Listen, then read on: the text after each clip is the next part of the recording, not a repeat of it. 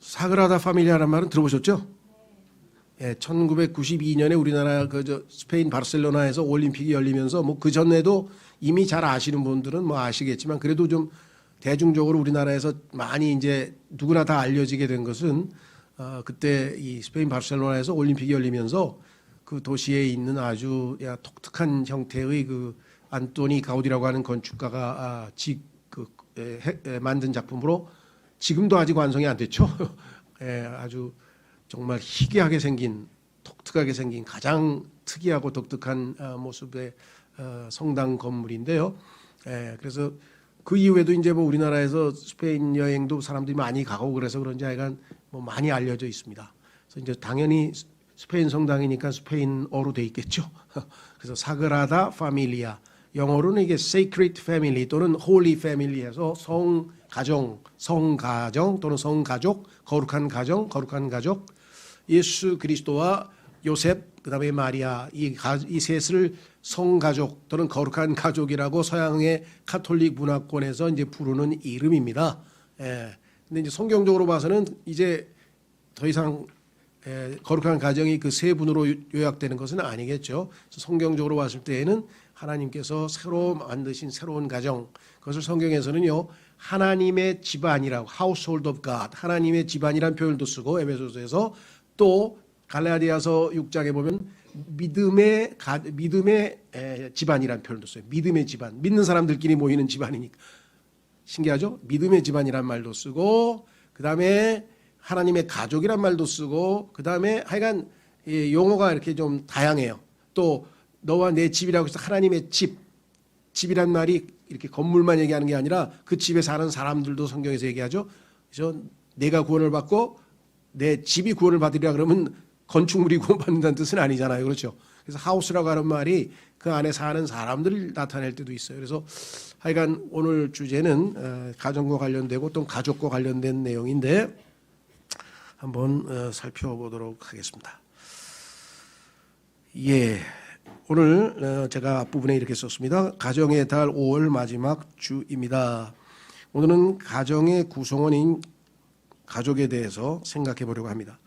우리 그리스도인에게는 부모님과 형제자매로 구성된 가정이 있는가 하면 구원받아 하나님의 자녀가 됨으로써 구성이 된 하나님의 집안, 즉 거룩한 가정이 있습니다. 그래서 예수님께서 오늘도 누구냐 하면서 제자들을 가리키면서 이 사람들이 다 내 어머니요 형제자매라고 하면서 거룩한 가정에 대한 영적 가정에 대한 언급을 하셨죠. 예, 그래서 거기에 성경 구절을 한번 좀 확인하고 넘어가 보겠습니다.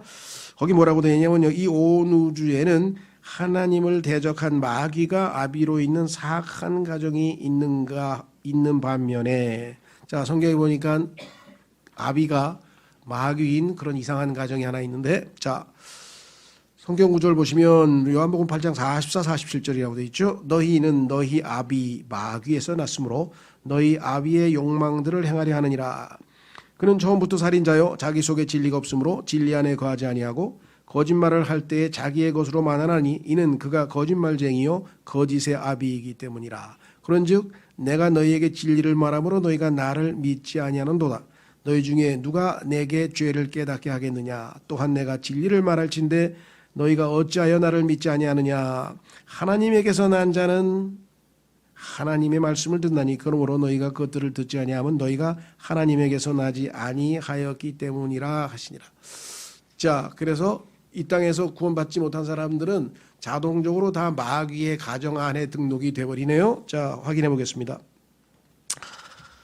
교재로 가시면 하나님을 거룩한 아버지로 예수 그리스도를 맏형으로 새 예루살렘을 어머니로 모신 거룩한 가정, 마귀의 가정과 대조적인 가정이 하나 있죠. 자, 그래서 성경 구절에 확인해 보면 히브리서 2장 11, 13절에는 뭐라고 되어 있는가? 거룩히 구별하시는 분과 예수 그리스도, 거룩히 구별된 자들이 우리 모든 성도들이 다 하나에서 났으니 이러한 까닭에 그분께서 그들을 형제라 부르기를 부끄러워하지 아니하시고, 같은 피를 받고 낳고 같은 생명을 지니고 있으니까 예수님이 우리를 형제라고 부르기를 부끄러워하지 아니하시고 이르시되 내가 주의 이름을 내 형제들에게 밝히 보이고 교회의 한가운데서 노래로 주를 찬양하리이다 하시며 또다시 내가 그분을 신뢰하리라 하시고 또다시 나와 하나님께서 내게 주신 자녀들 보라 하시니라 하면서 금방 형제라 부른다 그랬는데 금방 또 자녀라 그러셨죠. 그럼 예수님의 형제고 예수님의 자녀고. 성경에 보면은 영적으로는 우리가 이해할 수 없는 그런 신비스러운 일들이 많이 있습니다. 예를 들면 분명히 갈라디아서 4장에서는 새 예루살렘을 너희의 어머니라, 우리 그리스도인들의 어머니라고 되어 있는데 계시록에서 19장에서 보면은 그 20장인가요? 하늘에서 그 새 예루살렘이 지상으로 내려오죠. 근데 앞부분에 보면 뭐냐면은 어린 양의 아내를 내가 너희에게 보여주리라. 그러면서 어린 양의 아내가 내려오는데 새 예루살렘이 내려와요. 그러면 새 예루살렘은 어린 양의 아내예요. 그리스도인들의 어머니예요. 어린 양의 아내면 우리 아니야. 그렇죠. 예. 그래서 영적으로 우리는 머리로 이해할 수가 없어요. 하나님께서 써놓은 대로 그대로 믿어야 돼. 뭐 추측하면 새 예루살렘은 계시록에 보니까 어마어마하게 넓은 그 공간이고 거기에 입구가 진주문이고 바닥이 황금길이고 벽들이 보석으로 돼 있어서 그것이 우리의 어머니라고 하면 그 안에서 우리가 거처할 거니까 우리 그리스도인들을 어린 양의 아내를 보여준다고 했을 때 새 예루살렘이 내려와야 그 안에 거처하는 우리를 보여줄 거 아니냐 뭐 이렇게 해석을 할 수는 있지만 성경에 써 있는 대로 우리가 그냥 그대로 믿으면 돼요. 그런데 이거 가지고 이제 싸움을 하는 거야. 새 예루살렘이 우리의 어머니인데 했더니 아니야 어린 양의 아내라고 돼 있어. 근데 성경에는 뭐예요? 둘 다 맞아요. 우리는 예수님의 형제고 예수님의 자녀야. 둘 다 맞아요. 예수님은 하나님의 아들인데 성경에 뭐라고 했어요? 이사야서 9장에는요. 영속하시는 아버지라고 돼 있어. 예수님의 아버지래. 그러면 어떻게 된 거야? 예수님의 아들이야 아버지야. 이거를 인간의 이성적 머리를 가지고 이해하려고 들리니까 삼위일체에서도 이상한 이단교리가 나오고 이단교리가 계속 나오고 하나님의 말씀은 믿는 거예요. 이해가 안 될수록 그대로 믿고 받아들이는 것이죠. 예. 자, 나중에 가면 주님께서 뭐 하늘에 가서 뭐 설명이 있으시겠지만 이 땅에서는 우리는 믿음을 하나님이 요구하시고 우리가 충분히 이해하려면 충분히 성숙하고 하나님께서 지혜를 주셔야 되겠죠. 자, 그래서 그런 거 가지고 우리가 논쟁할 이유는 없습니다. 자, 그래서 갈라디아서 4장 20절에 이렇게 써 있잖아요. 갈라디아서 4장 20절 그러나 위에 있는 예루살렘은 자유로운 자니 곧 우리 모두의 어머니라 이렇게 분명히 써 있죠. 자, 그래서 이제 우린 둘째 패러그래프로 넘어가겠습니다. 둘째 패러그래프 넘어가면은 우리가 육신의 가정에 속하게 된 것이 출생으로 인한 것처럼 자, 이 가운데 태어나지 않고 여기 앉아 있는 사람이 있습니까? 나는 안 태어났는데 여기 있다. 우리의 존재는 당연히 출생으로부터 기인한 거죠. 그래서 출생이야말로 우리가 존재하는 그 근원인 것처럼 영적 출세도 마찬가지입니다. 영적인 존재도 영적 출생으로만 가능합니다. 그래서 여기 써 있죠. 거룩한 가정에 속할 수 있는 유일한 방법은 영적 출생뿐입니다. 그래서 요한복음 1장에 이렇게 하나님께서 기록해 놓으셨습니다. 12절 13절에 요한복음 1장 12, 13절에 그분을 받아들인 자들 곧 그분의 이름을 믿는 자들에게는 다 하나님의 아들이 되는 권능을 그분께서 주셨으니 이들은 혈통으로나 육신의 뜻으로나 사람의 뜻으로 나지 아니하고 오직 하나님에게서 태어난 자들이니라 이렇게 분명하게 되어 있잖아요. 그렇죠? 자, 그래서 우리는 영적 출생에 의해서만 소위 말하면 영적인 하나님의 아들의 존재로서의 존재가 가능해진다라고 성경에 분명하게 말씀을 했습니다. 자, 그래서 그 다음 구절, 그 다음 문장을 보시면 그러나 죽음의 권능으로 인해 우리를 억압하던 마귀를 십자가의 죽음으로 멸하시고 우리를 건져내신 주님의 은혜로 우리는 예수 그리스도의 형제로 하나님의 아들로 신분이 바뀌었고 이에 우리는 하나님을 영적 아버지로 모시게 됩니다.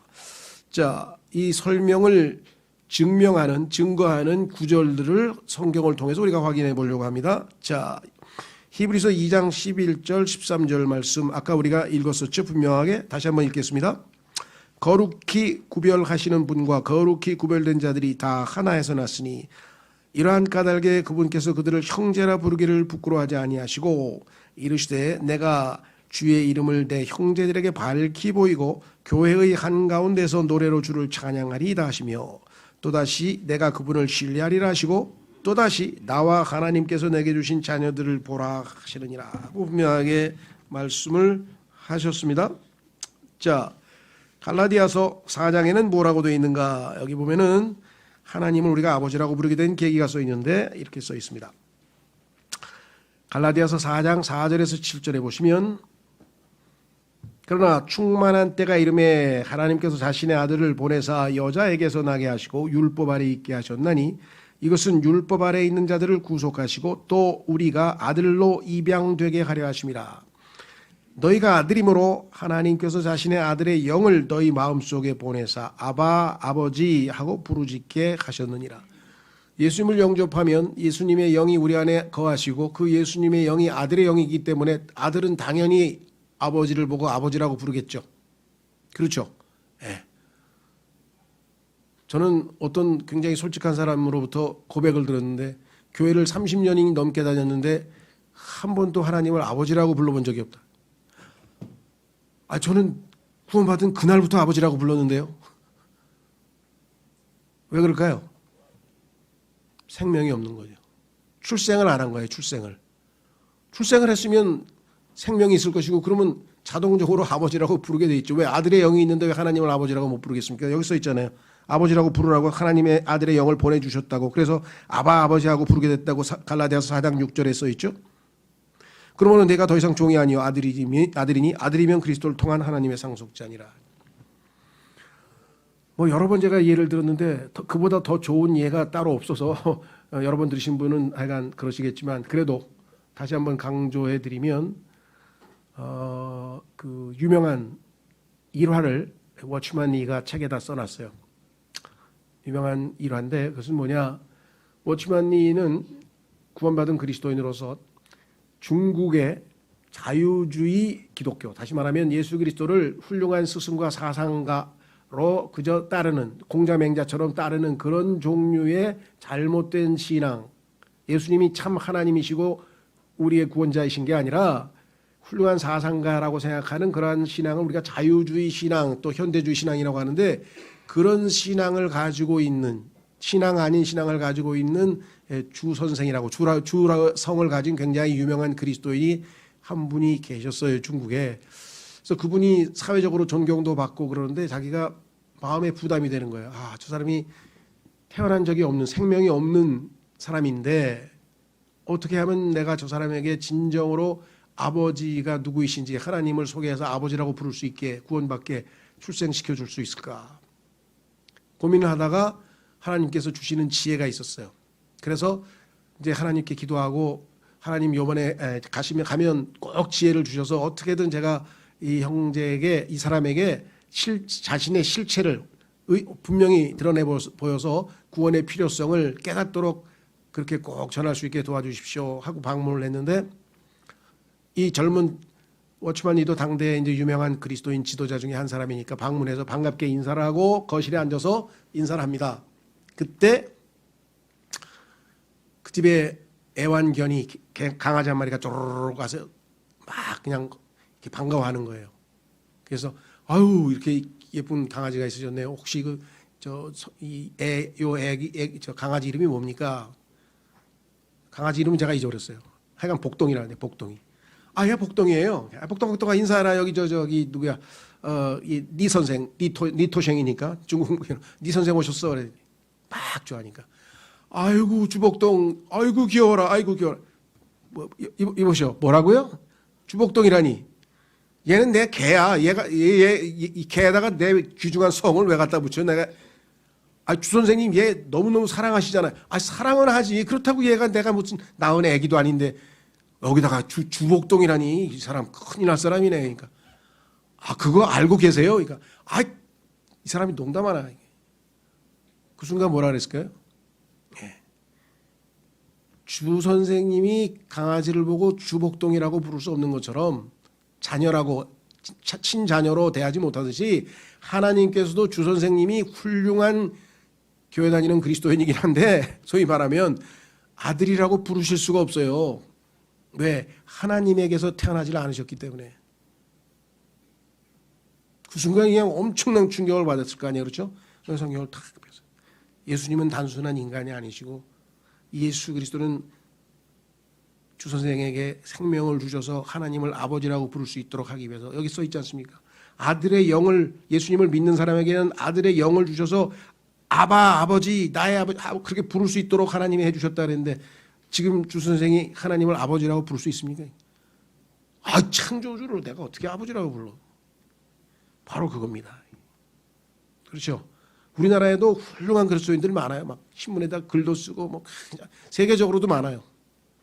그런데 하나님의 자녀는 아닌 분들이 있어요. 왜? 출생을 하지 않았기 때문에. 우리 주변에 많습니다. 그렇죠? 예. 그래서 이 출생과 관련해서 내가 그래야만 출생해야만 하나님의 거룩한 가정의 일환이 된다는 사실을 꼭 잊지 마시고 그래서 자, 이걸 한번 찾아보겠습니다. 고린도후서 13장에 경고를 한번 했어요. 경고. 고린도후서 13장에 권면이죠, 권면. 두 군데를 보겠습니다. 고린도전서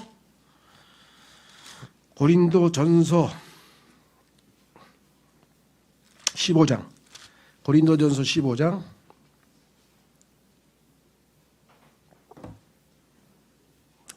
고린도전서 15장 1절, 2절. 또한 형제들아 내가 너희에게 선포한 복음을 너희에게 밝히 알리노니 너희 역시 그 복음을 받았으며 또 그 가운데 서 있느니라. 바울이 전한 복음을 들었어요. 자, 너희가 만일 내가 너희에게 선포한 것을 기억하고 헛되이 믿지 아니하였으면 또한 그 복음으로 구원을 받았느니라. 조건이 있어요. 헛되이 믿지 아니하였으면. 그럼 헛되이 믿을 수 있느냐? 있습니다. 헛되이 믿을 수 있어요. 믿었는데 사실은 안에 생명이 없는 경우가 있어요. 머리로만 믿은 경우. 그럼 예수님 훌륭하신 분이죠. 세상에 구세주지. 내 크리스마스 때 그냥 너 찬송도 부르고 그러는데. 그게 아니고 예수님을 개인의 구세로 영접한 적이 있느냐 이 말이죠. 자, 그래서 마치 보름날 우리 땅콩 이렇게 탁 각질 노란 껍질 닦아가지고 딱 보니까 뭐예요? 알맹이가 없는 땅콩도 있어요. 그렇죠? 이게 뭐야? 예. 요 알맹이가 없는 땅콩처럼 생명이 없는 겉으로는 교회도 다니고 성경도 읽고 전도도 하고 다 그리스도인인 것처럼 보이는데 안에 알맹이가 없는 땅콩이 있듯이 그런 것을 헛되이 믿었다 그랬어요. 헛되이 믿은 사람이 있으니까 그렇지만 않으면 분명히 구원받은 거다. 제대로만 진심으로만 믿었으면. 고린도후서 13장. 고린도후서 13장.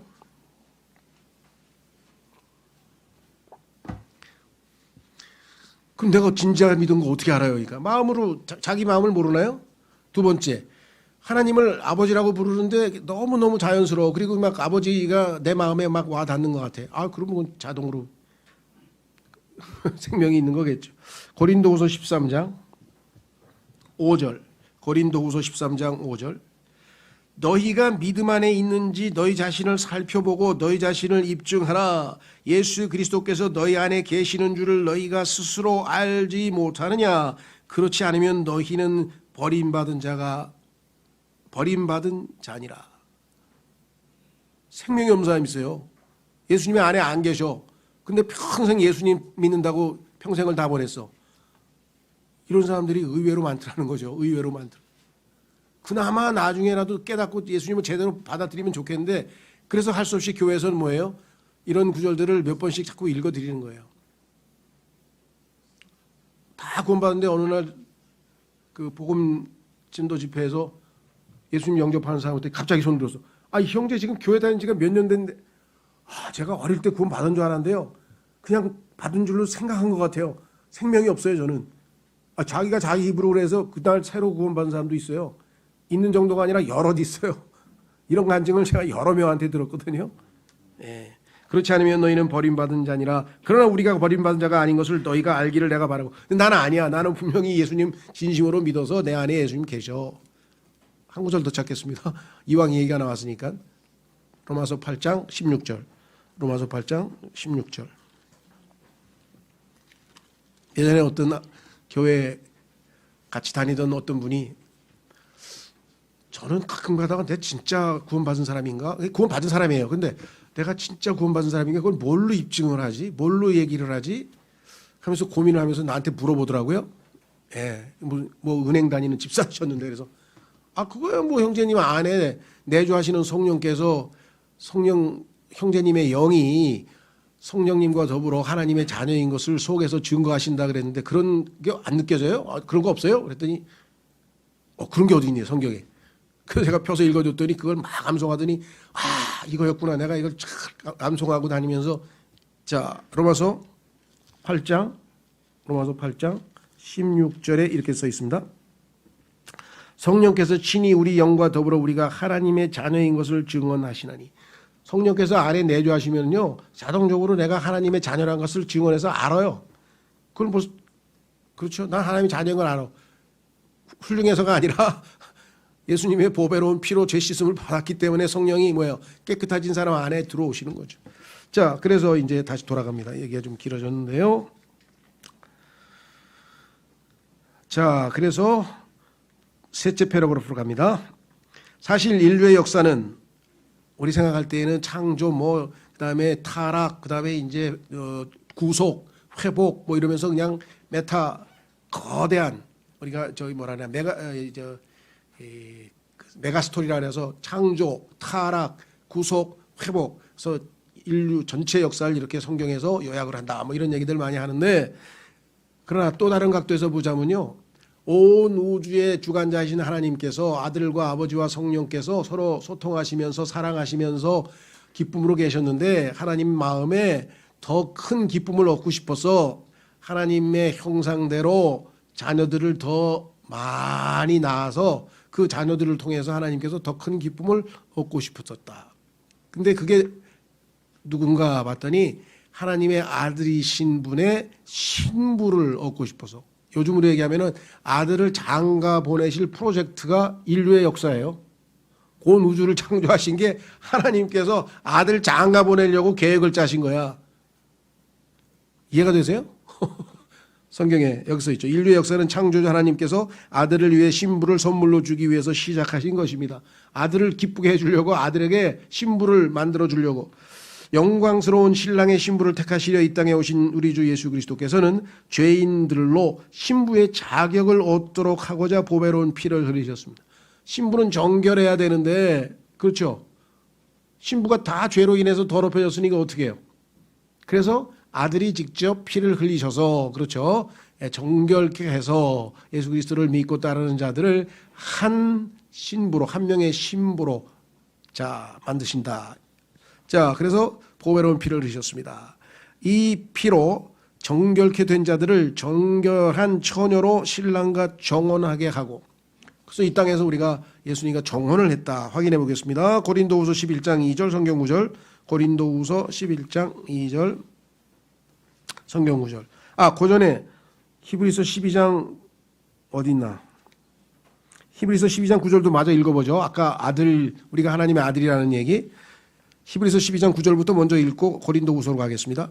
또한 우리에게 있던 우리 육체의 아버지들이 우리를 바로잡아도 우리가 그들을 공경하였거늘 하물며 영들의 아버지께 우리가 더욱 복종하고 이로써 살아야 하지 아니하겠느냐. 하나님은 우리의 육체의 아버지는 아니죠. 우리의 육체의 아버지는 다 각각 계시잖아요. 그 육체의 아버지는 아니지만 영들의 아버지이긴 하시죠. 그래서 영들의 아버지라는 표현을 썼습니다. 영적인 관계라는 것 잊지 마시고요. 자, 그래서 육체적인 아버지가 우리를 징계하고 야단을 쳐도 내가 존경하려면 하나님께는 더욱 그래야 되지 않겠느냐. 그렇습니다. 고린도서 11장 2절에는 내가 하나님께 속한 질투로 너희에 대하여 질투하노니 이는 내가 너희를 순결한 한 처녀로. 교회는 이 땅에 구원받은 사람이 몇 명인지 모르겠어요. 어떤 사람은 한 4천억쯤 된대. 어떻게 계산했는지 잘 몰라요. 하여간 나름대로 계산해서 4천억 명 정도 구원받았대. 6천년 동안. 근데 그 사람들이 한 처녀예요. 다 합쳐서 한 처녀예요. 그렇죠. 내 몸이 100조 개의 세포가 있지만 나는 한 몸이에요. 100조 개의 몸이라고 안 해요. 세포 100조 개라고 그래가지고. 자, 그래서 여기 써 있습니다. 뭐라고 되어 있습니까? 이는 내가 너희를 순결한 한 처녀로 그리스도께 드리기 위해 한 남편에게 너희를 정혼시켰기 때문이라. 예수님을 이제 아내를 얻게 해주시기 위해서. 자, 이 내용은 여기 보시면 뭐라고 되어 있나 보세요. 보지 못하나 신랑을 사랑하며. 근데 신랑이 왕국을 가지러, 왕으로 등극하기 위해서 왕국을 가지러 먼 곳으로 갔어요. 셋째 하늘로 가 계셔 지금. 그래서 신랑 오기만을 기다리고 있죠. 자, 그래서 베드로전서 1장 8절에 이렇게 써 있어요. 베드로전서 1장 8절에 너희가 그분을 보지 못하나, 지금은 하늘나라로 가 계시니 신랑을 못 보죠. 사랑하는도다. 당연히 사랑하죠. 지금도 너희가 그분을 보지 못하나 믿으며, 믿고 있죠. 이루 말할 수 없고 영광이 가득한 기쁨으로 기뻐하나니. 보지 못하지만 신랑을 믿고 있다 이 말이에요. 그렇죠? 그리고 그 신랑을 사랑하고 있다라고 성경이 분명하게 말씀했습니다. 그 다음에 간절히 기다리고 있습니다. 여기 써 있죠? 간절히 기다린다. 디도서 2장 13절에 써 있네요. 저 복된 소망과 위대하신 하나님 곧 우리의 구원자 예수 그리스도의 영광스러운 나타나심을 기다리게 하셨느니라. 우리가 예수님이 나타나시기를 지금 계속해서 기다리고 있죠. 그렇죠? 네. 우리 교회 그 한 형제님이신데, 연로하신 형제님이신데 지금은 이제 몸이 불편하시고 그래서 지금 교회는 참석을 못 하시는데 하루는 그분이 갑작스럽게 저보고 목사님, 형제님, 왜 그러십니까? 제 인생은 기다리는 인생입니다. 무슨 얘기를 하시나 했더니 아이고 그냥 그 사모님이 항상 늦게 나오시나 봐. 그래가지고 그냥 평생을 기다리셨대. 밖에 나가서 어디 외출해도 항상 기다리시고 그래서 아유 세상 남자 다 똑같아요. 목사님만 기다리는 거 아니에요. 그랬더니 하여간 그래도 저는 기다리는 인생입니다. 이제부터 예수님을 기다리세요. 예수님. 그렇죠? 우리도 기다리는 인생이에요. 왜? 예수님이 오신다고 했기 때문에, 속히 오신다는 약속을 우리가 해주셨기 때문에, 반드시 오시기 때문에 우리는 지금 기다리는 인생이다. 그렇습니다. 자, 그래서 그 다음 구절에 오순절 성령 강림으로부터 성령께서는 신부를 초청하는 놀라운 사역을 지속하고 있습니다. 그렇죠? 성령께서 지금 계시록 22장 17절 한번 펴겠습니다. 계시록 22장 17절.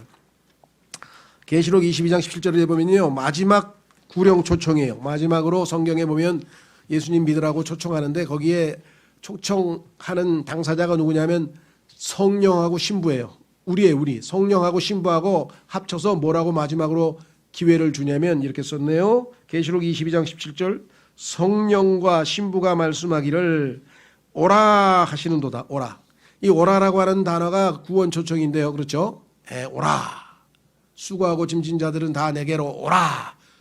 그보다 훨씬 먼저 예수님을 대표하는 방주에 하나님께서 노아에게 뭐라 그랬습니까? 오라. 들어오라. 오라가 이게 구원의 초청인데 듣는 자도 오라 할 것이요. 목마른 자도 올 것이요. 또 누구든지 원하는 자는 값없이 생명수를 취하라. 구원 초청을 마지막으로 하고 계신 성령과 신부의 모습이 성경에 나와 있잖아요. 그러니까 지금도 성령께서는 사방으로 지금 신부 모집하러 다니세요. 신부 예수 그리스도 내가 예수 그리스도의 신부가 될 사람들 와라 하고 지금 초대하고 계신데 창세기 24장에 보면은 그 유명한 아브라함이 자기의 종 엘리에세들을 불러서 아들의 신부감을 데리고 오라고 하면서 보내는 장면이 나오잖아요. 그게 바로 지금 성령께서 이 지상에 오신 목적이에요. 성령께서 이 지상에 오신 목적이 지금 아들의 신부감을 모집해가지고 한 신부로 하나님 앞에 아드님에게 데리고 가기 위해서. 자, 결국 어린 양의 혼인식으로 이 거룩한 가정은 완성됩니다. 드디어 이제 신랑하고 신부하고 결혼하는 날인데 모든 하나님의 식구들, 가족들이 다 거기에 초청돼서 모여 있습니다. 그게 시편 45편이에요. 자, 시편 45편 한번 펴보겠습니다. 시편 45편에 보면 뭐라고 돼 있냐? 사랑의 노래라고 돼 있어요. 사랑의 노래. 그렇죠. 신랑과 신부가 결혼하는 결혼식 하는 장면이니까 당연히 사랑의 노래죠. 사랑의 시. 예. 그런데 결혼식 장면은 8절서부터 나오고 결혼식을 끝내고 이 땅에 지상의 왕으로 이제 내려오시기 위해서 셋째 하늘에서 결혼식을 끝내고 지상에 다윗 왕좌에 앉아서 이제 통치하시기 위해서 왕으로 내려오시기 위해서 늠름한 모습으로 있는 그 신랑의 모습을 아버지가 바라보면서 시를 한 편 썼어요. 축하시. 야, 기가 막히죠? 하나님께서 아버지가 아들을 보고 그 아들이 드디어 결혼했잖아요. 얼마나 정말 흐뭇했겠어요. 그렇죠? 드디어 그 결혼 프로젝트가 우주의 모든 프로젝트가 완성되는 날이죠. 그래서 뭐라고 했냐 보세요. 내 마음이 좋은 일을 읊으리라. 내가 왕에 관하여 지은 것들을 말하리니 내 혀는 능숙한 문장가의 펜이로다. 왕은 사람들의 자녀들보다 더욱 아름다우시니 왕의 입술에 은혜가 넘치나이다. 그러므로 하나님께서 왕을 영원히 복되게 하셨나이다. 오 지극히 능하신 이여 왕의 검을 넓적다리에 차시고 왕의 영광과 위엄을 두르소서. 검 차고 있는 장면은 계시록 19장에도 나오죠. 진리와 온유함과 의로 인하여 왕의 위엄 속에서 형통하게 말을 타소서. 말 타고 지상으로 내려오십니다. 왕의 오른손이 왕에게 두려운 일을 가르치리이다. 왕의 화살들은 날카로워 왕의 원수들의 심장을 꿰뚫라니. 아마겟돈 전쟁에서 왕이 이제 모든 적들을 다 격파하죠. 이로써 백성들이 왕 아래 쓰러지나이다.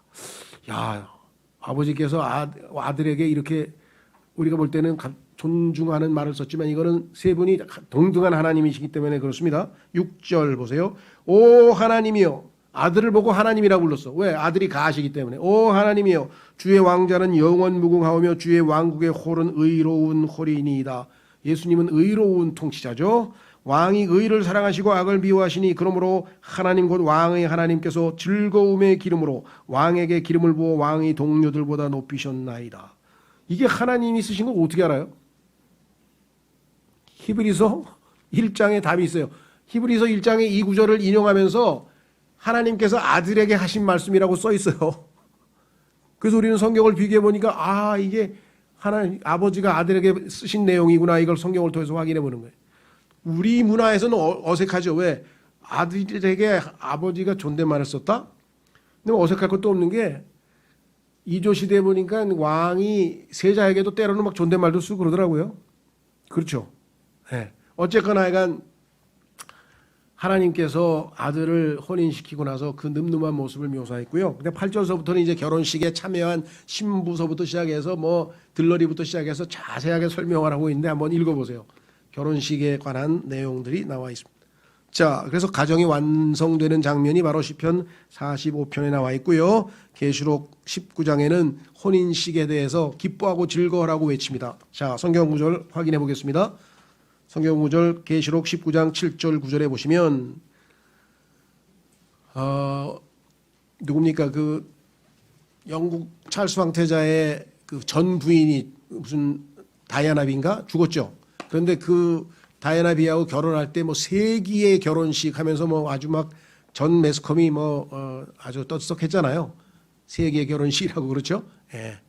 세기의 결혼식은 그게 아니고 온 우주의 진짜 제대로 된 결혼식은 어린 양의 혼인식이죠. 어린 양의 혼인식. 자, 계시록 19장 7절에서 9절. 우리가 즐거워하고 기뻐하며 그분께 종기를 돌릴지니 어린 양의 혼인잔치가 이르렀고 그분의 아내가 자신을 예비하였도다. 또 그녀가 깨끗하고 희고 고운 아마포 옷을 차려입도록 허락하셨는데 이 고운 아마포는 성도들의 은이라.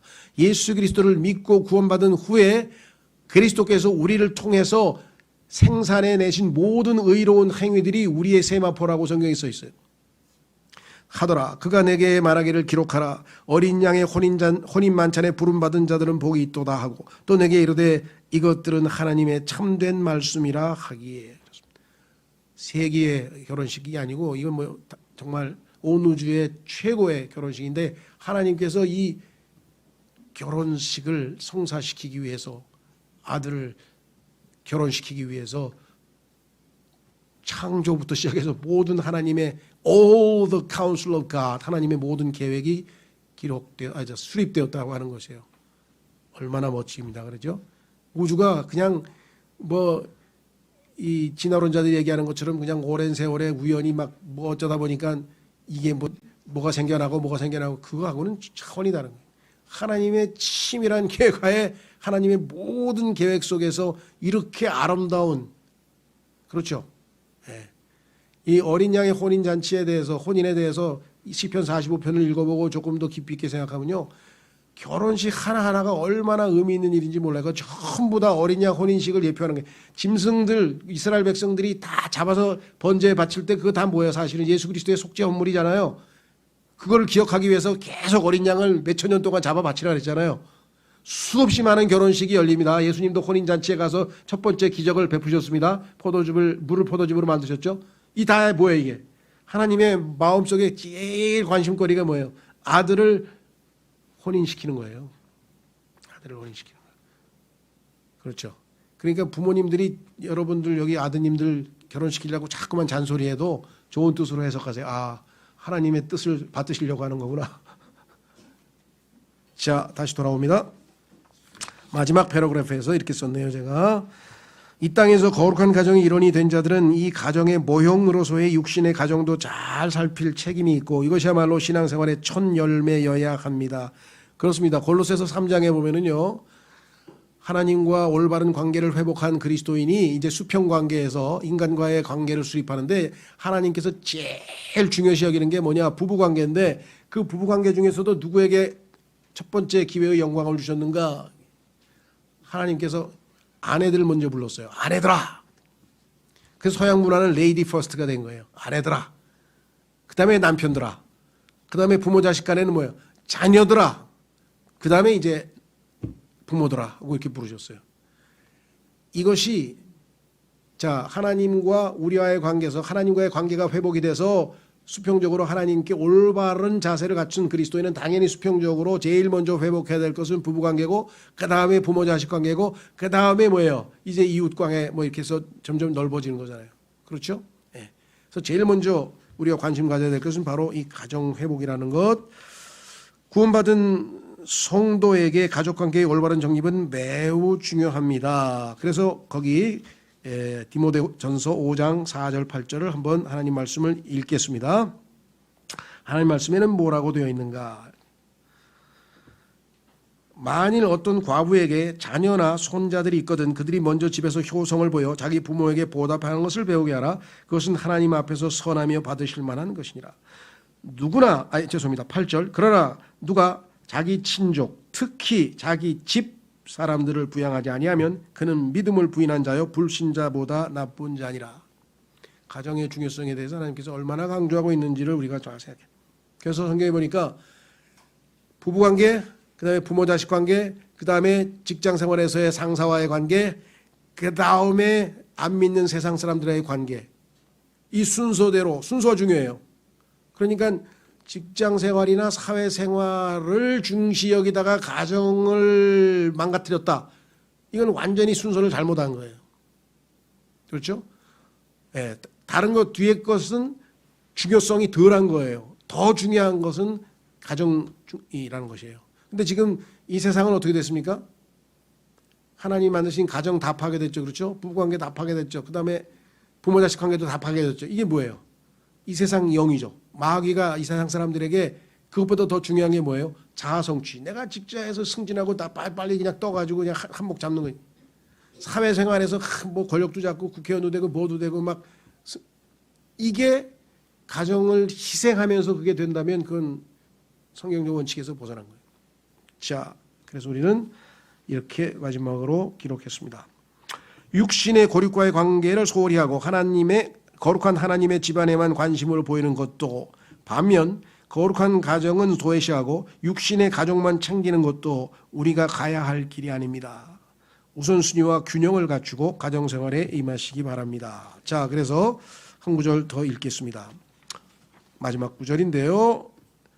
지금 누가복음 14장 26절에 어떤 사람이 내게 오면서 자기 아버지나 어머니나 아내나 자녀나 형제나 자매나 참으로 자기 생명도 미워하지 아니하면 능히 내 제자가 되지 못하고. 이 구절을 잘못 오해하면은요 가정 다 팽개치고 자기가 하나님께 헌신하고 뭐 이런 선교사 나가고 막 이런 쪽으로만 몰고 가는데 여기서 얘기하는 것은 아닙니다. 오히려 아까 얘기했잖아요. 그 가정을 부양하지 집사람들을 부양하지 않으면 믿음을 부인한 자의 불신자보다 더 나쁜 자라. 그러니까 어떻게 균형 잡을 것인가? 하나님의 왕국과 그의 의를 먼저 구해야 되는 것이죠. 예, 그래서 1차적인 것 우선순위를 얘기하는 거지 여기서 미워한다고 하는 것이 그냥 그걸 아주 제껴버리라는 얘기가 아니죠. 제일 먼저 1차적으로 주 내 하나님을 마음과 혼과 생각과 힘을 다하여 사랑하라.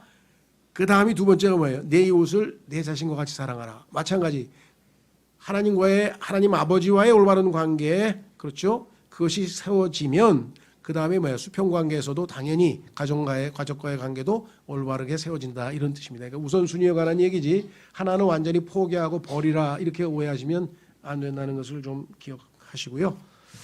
오늘은 참 가정의 달을 맞이해서 우리는 하나님의 긍휼과 은혜로 거룩한 하나님의 집안에 속하게 된 복을 누리게 되었습니다. 그런데 정말 이 세상에 있는 얼마나 많은 사람들이 아직 이 하나님께서 초청하시는 이 초청에 응하지 않고 성경에 따르면 하나님도 없고 소망도 없는 사람들, 그 구절을 읽을 때마다 너무 이 세상에 예수 그리스도를 모르는 사람들이 불쌍한 거예요. 그렇죠? 성경에서는 그 사람들을 하나님도 없고 소망도 없는 사람들이에요.